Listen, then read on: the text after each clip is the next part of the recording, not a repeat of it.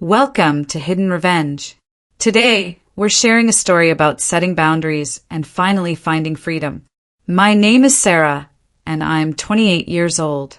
The day I bought my first house should have been the happiest day of my life. Instead, it was the beginning of a war. The Trader Joe's paper grocery bag slipped from my fingers before I could fully process what I was seeing. The jar of marinara shattered against my new tile floor, splashing red across the pristine white surface like blood at a crime scene. For 3 heartbeats, I stood frozen in my own doorway, keys still dangling from my hand. My mother and my sister were inside my cottage. My cottage that I had only shown them photos of 3 days ago. My cottage, whose address I had deliberately not shared. "What are you doing here?" My voice sounded distant, hollow. Jessica whirled around, a measuring tape extended between her hands. She had been measuring the guest bedroom, my home office, her expression momentarily startled before settling into something irritatingly entitled. "Sarah, you're home early." My mom straightened up from where she'd been rearranging my sofa and armchair, creating a configuration I hated. "We thought you'd be at work until 5. That doesn't answer my question. I stepped over the growing puddle of sauce, my shoes sticking slightly to the floor. "How did you get in here?" My mom waved her hand dismissively. "Oh, I had a key made yesterday when I stopped by to congratulate you." The memory surfaced instantly, Mom asking to use the bathroom during her brief visit, her purse unexpectedly left behind when she went down the hall. At the time, I'd thought nothing of it. "You took my keys and copied them?" Without asking. The tremor in my voice surprised me. "Don't be so dramatic, honey." Mom busied herself, fluffing a throw pillow. "We're just seeing how to make this work for everyone." "Make what work?" The question formed but didn't leave my mouth because suddenly I knew. The realization crashed into me with the force of a physical blow. Fragments of childhood flashed before me. Jessica's 11th birthday with the hired clown and backyard carnival, while my own celebration that same year had been a store-bought cake in our living room. My mom's dismissive, "It's just not in the budget for you," contrasted with the lavish spending for my sister. The pattern had never stopped. When I announced I was house hunting last month, Mom hadn't congratulated me. She'd called Jessica immediately to discuss opportunities. "This is my home," I said, each word carved from ice. "Not yours. Not ours. Mine." I crossed to Jessica and plucked the spare key from her hand, where she'd been fidgeting with it. Her fingers closed reflexively, then released. "You can't be serious about living here alone," Jessica said, her forehead creasing with practiced concern. "This place has 3 bedrooms. The kids need space. Your housing situation is not my problem." The steadiness in my voice surprised me. "After everything we've done for you?" My mom's eyes widened, her hand pressed dramatically to her chest. "Your sister's children need bedrooms. Family helps family, Sarah. You know that." The familiar weight of obligation pressed down. A lifetime of expectations that I would sacrifice for Jessica, because that's what I had always done. But something had shifted inside me. The trembling in my hand stopped as clarity washed through me. "You have exactly 2 minutes to leave before I call the police." I pointed toward the door, my arm steady. "You wouldn't dare," my mom's voice sharpened. 1 minute, 50 seconds. They left, my mom slamming the door hard enough to rattle the windows. I slid the deadbolt into place with a satisfying click. The phone rang 20 minutes later as I was still cleaning marinara from the grout lines. Dad's name flashed on the screen. "What the hell do you think you're doing?" His voice boomed the moment I answered.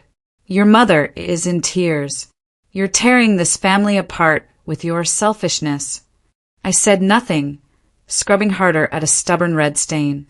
"Jessica needs help, Sarah. That's what family does. You've always understood that before." "Always understood.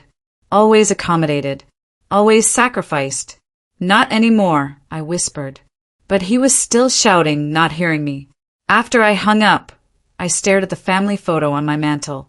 Mom, Dad, Jessica with her perfect husband and 3 children, and me, slightly off-center, smiling the strained smile I've worn my entire life. For the first time, I saw us clearly. I saw the pattern of sacrifice I'd been conditioned to accept. I placed the frame face down on the shelf. This house is mine. This life is mine. And I'm done giving pieces of it away. A day later, a Facebook notification pinged while I was sipping my morning coffee. A rare moment of peace 3 days after the marinara incident. Jessica had tagged me in a post. I tapped the icon, expecting another passive-aggressive family photo where I was awkwardly positioned at the edge. What I found stopped my breath. A post from 3 weeks ago, before I'd even closed on my cottage, showed Jessica's 3 children squeezed into their shared bedroom. The caption read, "The kids are finally getting a bigger place soon. #blessed #family first." My thumb hovered over the screen as I scrolled to the comments. "Which bedroom does Ellie get?" asked one of Jessica's friends. Jessica's response, "The blue one with the bay window. Jack and Tyler will share the room across the hall. Mom thinks the 3rd bedroom should stay a guest room in case Aunt Carol visits." My coffee mug slipped from my fingers, splashing hot liquid across my bare feet. I barely noticed the burn. 3 weeks ago. They were planning this 3 weeks ago, before I'd even signed my mortgage papers. I bolted to the bathroom, my stomach heaving as the magnitude of it hit me. This wasn't an impulsive idea after seeing my house. This was calculated, planned. They had been strategizing how to take over my home before I had even purchased it. My phone buzzed with a text as I rinsed my mouth. It was from my dad, but he had accidentally included me in a group message meant for Mom and Jessica. "Don't worry about Sarah's tantrum," Mom had written. "She'll give in once you're settled. She always does." The shaking started in my hands and spread until my whole body trembled against the cool bathroom tile. "She always does." For words that summarized my entire life. The family dinner invitation arrived via text the next evening. "We need to talk about a solution," Dad wrote. "Your mother's making pot roast. 7 p.m. I should have refused. Every instinct screamed to stay away. But some withered, hopeful part of me wondered if maybe, just maybe, they had reconsidered. When I arrived, the table was already set with Mom's good china. Dad, Mom, and Jessica sat clustered on one side, an empty chair waiting for me on the other. The division couldn't be more obvious if they had drawn a line down the middle. "Sarah," Mom said, her smile tight, "we're so glad you could join us." Before I could respond, Dad slid a manila folder across the table. "We've found the perfect solution." Inside were printouts of 5-bedroom houses, all within 2 miles of Jessica's children's school. Each listing had been annotated with notes like perfect playroom and good backyard for the kids. "These are lovely," I said carefully, for Jessica and Kevin. Dad cleared his throat. "For all of you, together." "We've already talked to your bank," Mom added, stirring her iced tea. "Transferring your mortgage to a different property is quite simple. The difference in price would be manageable if everyone contributes." My mouth went dry. "You contacted my bank." "Just preliminary discussions," Mom said, waving away my concern like an annoying fly. "Your furniture won't all fit, of course," Jessica chimed in, "but we could sell the extra pieces. We'll need space for the kids' bunk beds." The front door opened and Kevin strolled in, late as usual. He nodded at me before turning to Dad. I was thinking about the garage spaces. The left side would work better for my truck, if Sarah doesn't mind parking on the street. The casual way they were dividing my property, a home they'd never contributed a penny toward, left me speechless. My hands curled into fists beneath the table. "Sarah," Dad said, his voice dropping into the serious tone he used when I was a child and had disappointed him. "Refusing to help would show you don't really care about being part of this family." Mom reached across the table, not quite touching my hand. Think about your relationship with your nieces and nephew. Children remember who was there for them. Everyone in this town knows family comes first, Jessica added, her eyes narrowing. What would people think if they knew you had all that space while your sister's children are crammed into one room? The weight of their expectations pressed against my chest. For years, my entire identity in this family had been Jessica's supportive sister, never just Sarah with my own dreams and needs. I spoke with Dave at your office, Dad mentioned casually, as if he hadn't just crossed yet another boundary. He understands your family crisis might require some flexibility in your schedule to help Jessica with the move. After all we've done, Mom added, her voice trembling with practiced emotion, providing a home for you all those years. The memory surfaced of writing rent checks every month throughout college while living in their basement, watching them pay Jessica's full tuition and apartment costs without question. The silence stretched as they waited for my capitulation.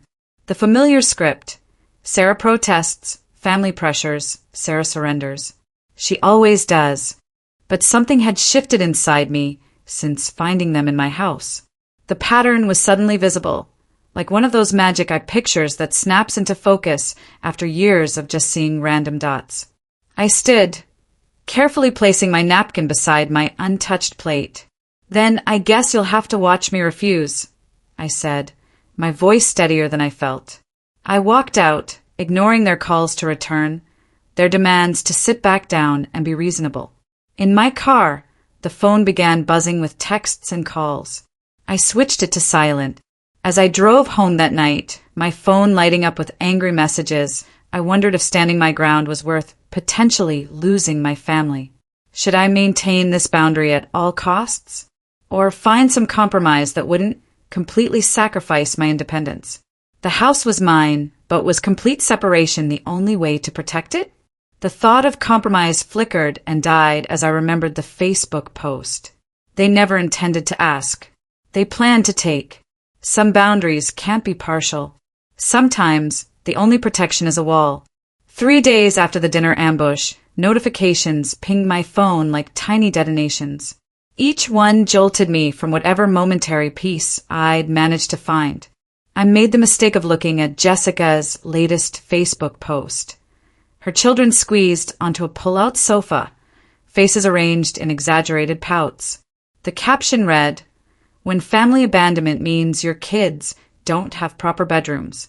Hashtag family first. Unless you're selfish, apparently." My stomach twisted as I scrolled through the sympathetic comments.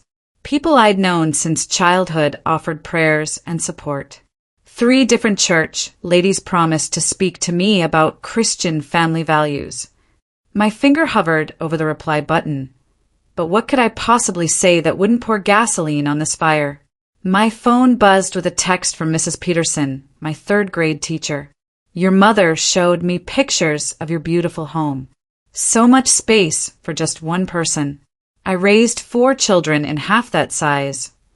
I set the phone face down on my kitchen counter and gripped the edge until my knuckles whitened. The betrayal burned like acid in my throat. Not just from Jessica, who I'd come to expect this from, but from Mom.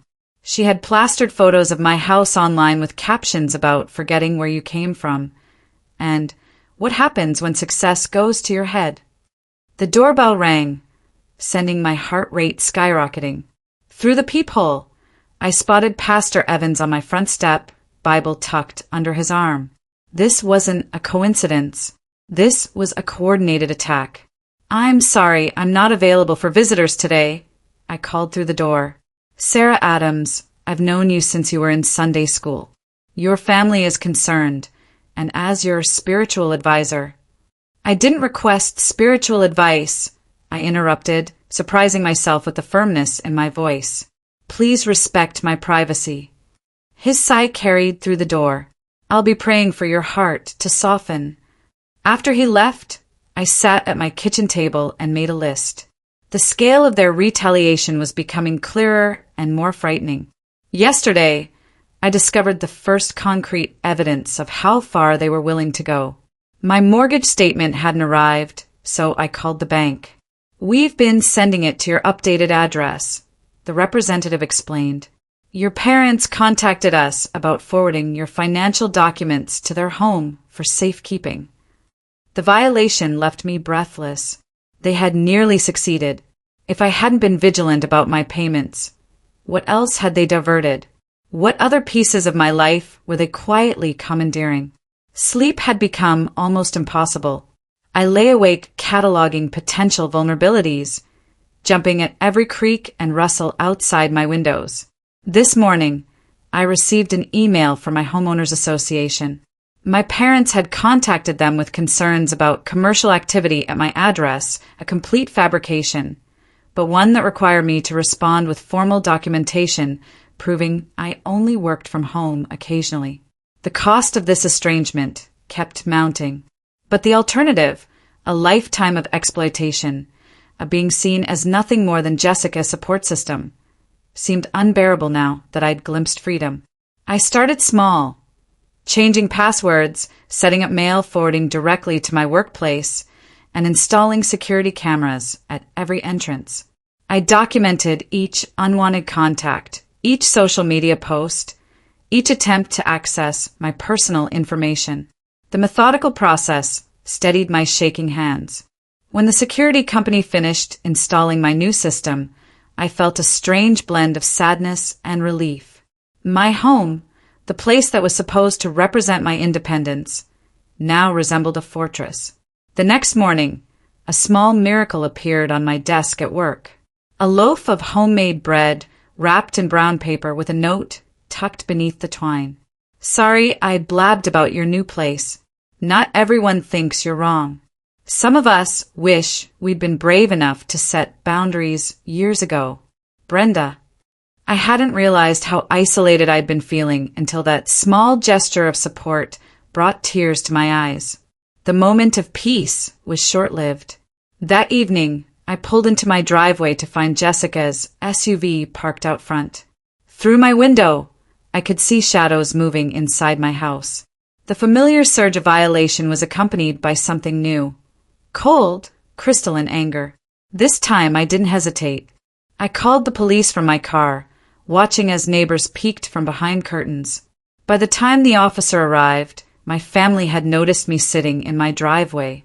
They spilled onto the front porch, Mom's face contorted with self-righteous indignation, Dad's reddened with anger, Jessica clutching her purse to her chest like a shield. "She's throwing her own family onto the street," Jessica cried dramatically as the officer approached. "We were just visiting." "With what key?" I asked calmly, showing the officer my security camera footage on my phone. "I didn't give you permission to enter my home." Mom stepped forward, her eyes darting toward the gathering neighbors. "How could you call the police on your own blood? What will people think?" Something shifted inside me. The question that had controlled my entire life, "What will people think?" suddenly seemed absurdly irrelevant. "I don't care what they think," I said, my voice steady. "I care what I think, and I think this ends today." The officer escorted them from my property with a warning about trespassing. As they drove away, I realized something profound. I had spent my entire life afraid of disappointing my family, measuring my worth by their approval. But I'd never considered how consistently they had disappointed me, how little they had valued my independence, my choices, my right to a life that wasn't defined by what I could give them. The next day, Mike, a friend from college who now practiced family law, helped me draft a formal cease and desist letter. "They're counting on your guilt," he told me as we reviewed the document. "They've weaponized it your whole life." When Jessica showed up at my workplace the following week, her eyes swollen from theatrical crying, my coworkers formed an unexpected protective barrier. Brenda intercepted her at the front desk. 2 others happened to join me for lunch when Jessica tried to ambush me in the parking lot. The contrast was stark. These people, who owed me nothing, respected my boundaries without question, while my family, who should protect me, trampled every line I drew. With each day, I found my voice growing stronger. No became easier to say. This doesn't work for me, rolled off my tongue without apology. The words, I've made my decision, no longer felt like a betrayal. At home, I changed all the locks again and upgraded my security system. I gathered financial records, text messages, social media posts, a paper trail documenting years of exploitation. The folder grew thick with evidence I hoped never to need but felt safer having. A notification appeared on my phone while I was in a meeting 2 days later. The doorbell camera showed my mother on my front step, trying a key in my lock while glancing nervously over her shoulder. The key didn't work. Her expression darkened as she tried again, then reached into her purse for what appeared to be another key. My heart pounded as I watched the footage. This wasn't over. This was just beginning. I spent my Sunday afternoon assembling evidence, like puzzle pieces on my dining room table. Every trespass, every manipulation, every lie documented with military precision. The security camera footage played on my laptop, showing Mom trying 3 different keys in my front door yesterday while I was at work. I added the timestamp to my spreadsheet and felt a curl of satisfaction rather than the usual guilt. This looks comprehensive, Mike said, adjusting his reading glasses as he reviewed my documentation. My lawyer friend had squeezed me into his Sunday. The cease and desist letter should be ready tomorrow. Will you be okay delivering it yourself? I need to do this myself. I added the mortgage company's call recording to a labeled folder. The representative's voice still rang in my ears. We spoke with someone claiming to be your mother about transferring your mortgage. We informed her this wasn't possible without your direct authorization. My therapist, Dr. Miller, had given me advice that now guided my hand as I organized everything. Document, don't engage. Facts, not emotions. Boundaries, not arguments. Monday morning, I placed the certified letter in my mother's hands.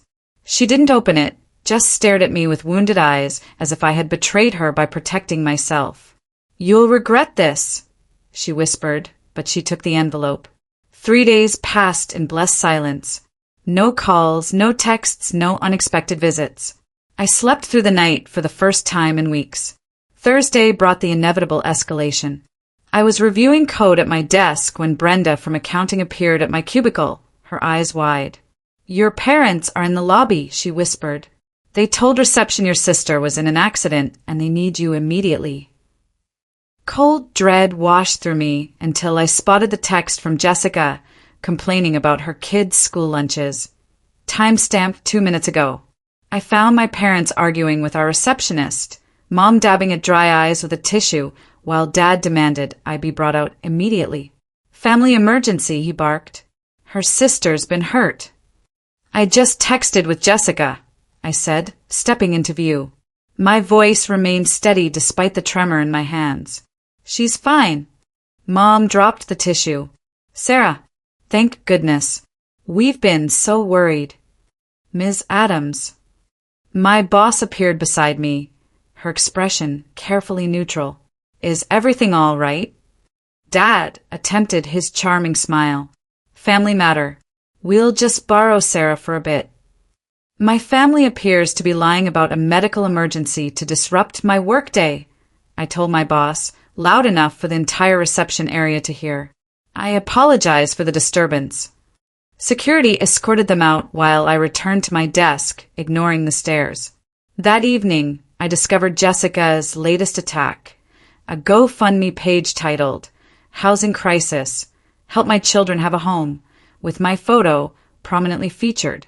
One email to the platform's legal department, citing unauthorized use of my image, and the campaign disappeared by morning. My father's voicemail that night slipped from rage into accidental truth. You ungrateful little, do you know what you've done? We had it all planned out. We were going to move in whether you liked it or not, and now you've embarrassed your mother in front of... I saved the recording with a grim smile. When my company announced an opening at their new branch in Denver, Colorado, I found myself weighing a promising opportunity against running away from conflict. Would moving mean letting them win? Or was it my chance for a fresh start beyond their reach? My support system rallied around me. Mike sent a formal warning to my family, outlining the legal consequences of continued harassment.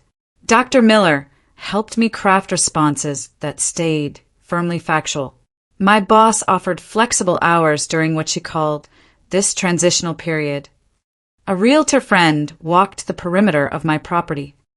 You need motion sensing lights here, and reinforce this back door. I had expected to feel alone in this fight.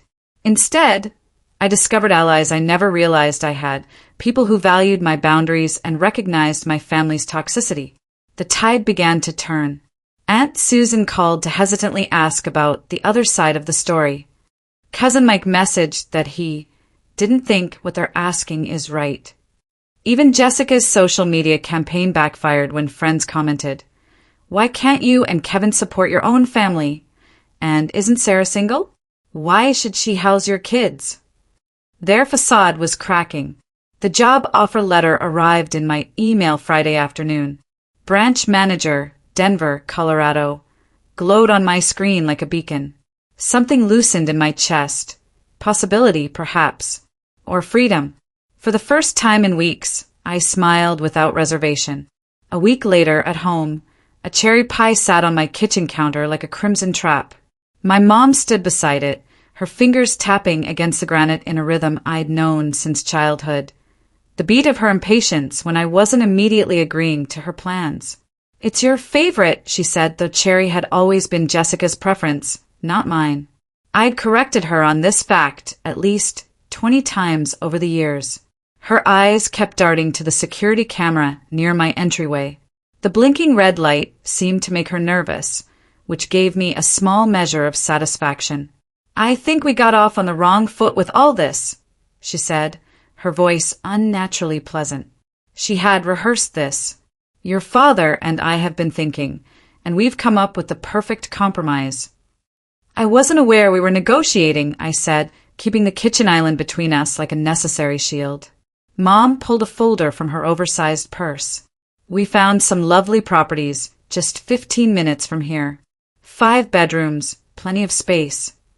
She slid several glossy listings toward me. "You sell this cottage. We all move into one of these. There's even a mother-in-law suite for Jessica's family."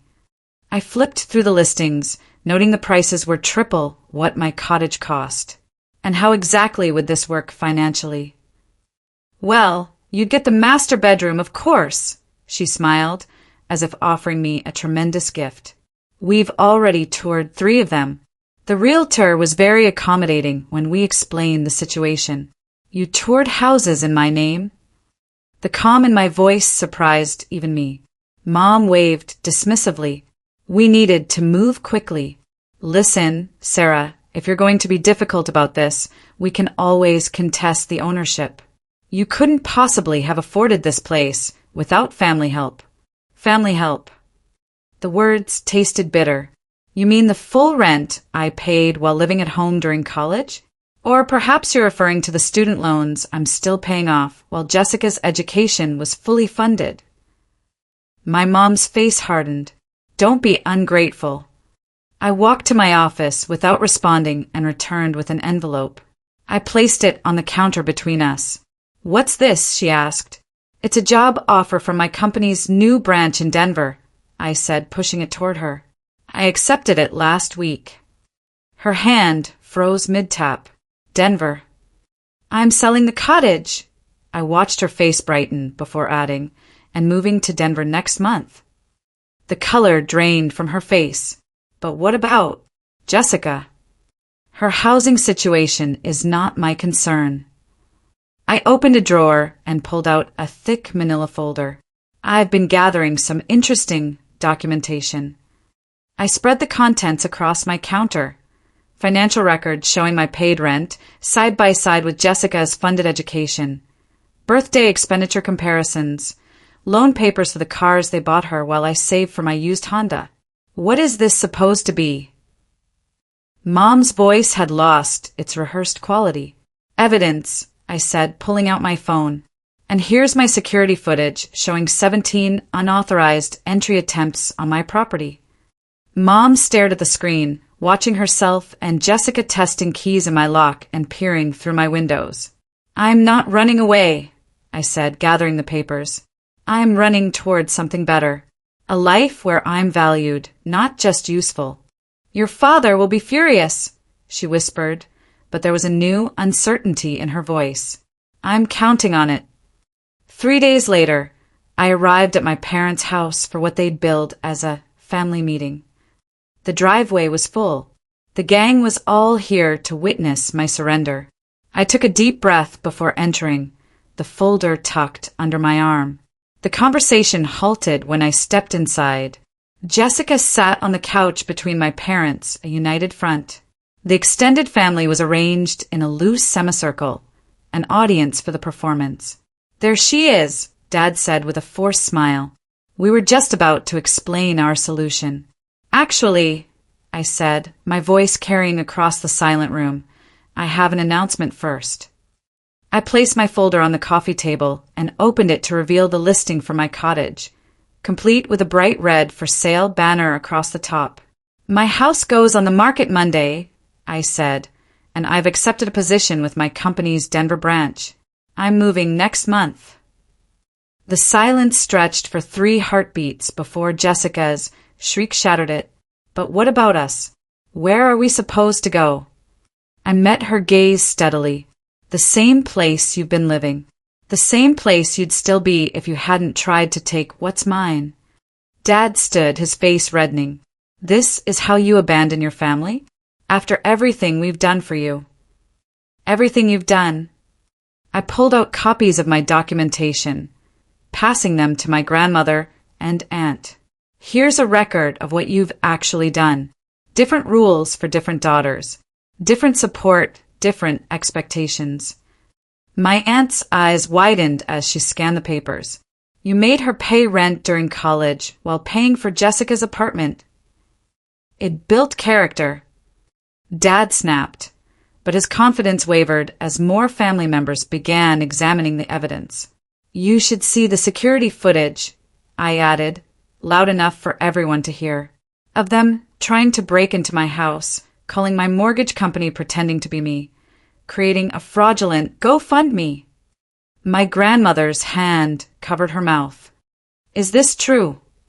My parents' silence was answer enough. As I drove home that evening, my phone buzzed with texts, not from my parents or Jessica, but from my aunt, my cousins, my grandmother. Words of support. Questions about whether they'd been misled about other family matters over the years.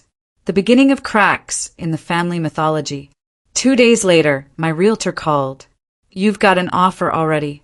$20,000 over asking, cash with a 30-day close." "I'll take it," I said without hesitation. "One more thing," she added. "Do you want to keep the spare keys, or should I discard them?" I thought of all the keys copied without my permission, all the boundaries crossed. "Discard them," I said. "I won't need them where I'm going." As I hung up, I heard whispers that my parents had already approached my cousin Thomas about his guest house. The cycle would continue, but without me in it. I wondered briefly if any relationship could be salvaged after I moved, but that was a question for another day. Today, I had boxes to pack and a new life to build, one that was entirely my own.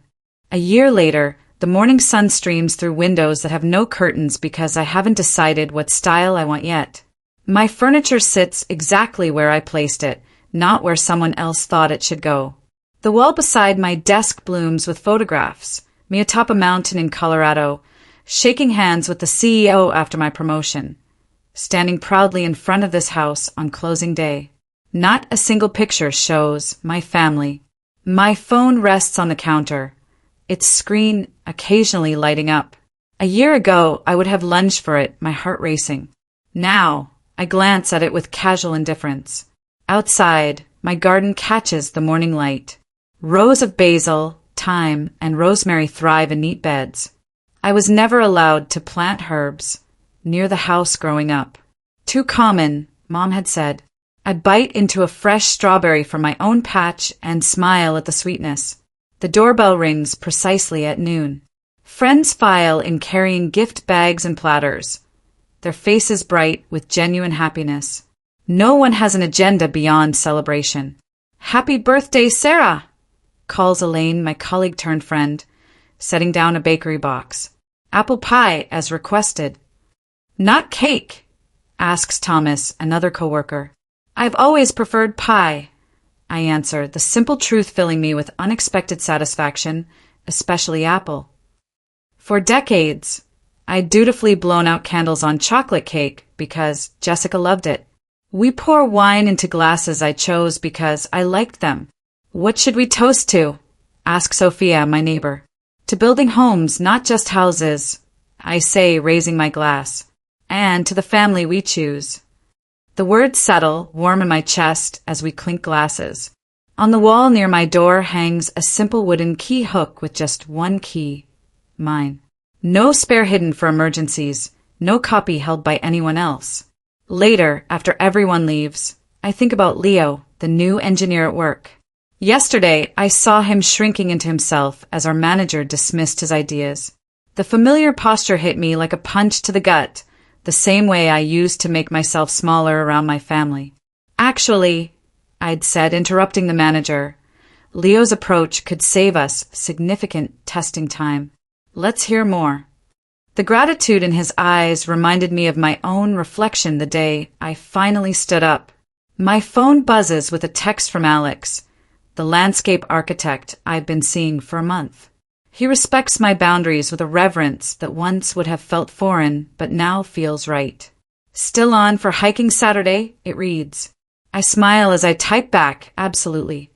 Before turning in, I scroll through my phone and pause at an old family photo. Everyone grouped tightly together, me slightly out of frame as usual. After a moment's hesitation, I delete it and replace it with a picture of my front door, painted the bold red I'd always wanted. My cousin Brenda texts occasionally now. Last week, my uncle called to check in. These tentative connections happen on my terms, with clear boundaries they've learned to respect. As I settle into bed in my quiet house, I wonder whether complete separation from my parents and Jessica was necessary for healing, or if someday I could rebuild limited contact. What would you do?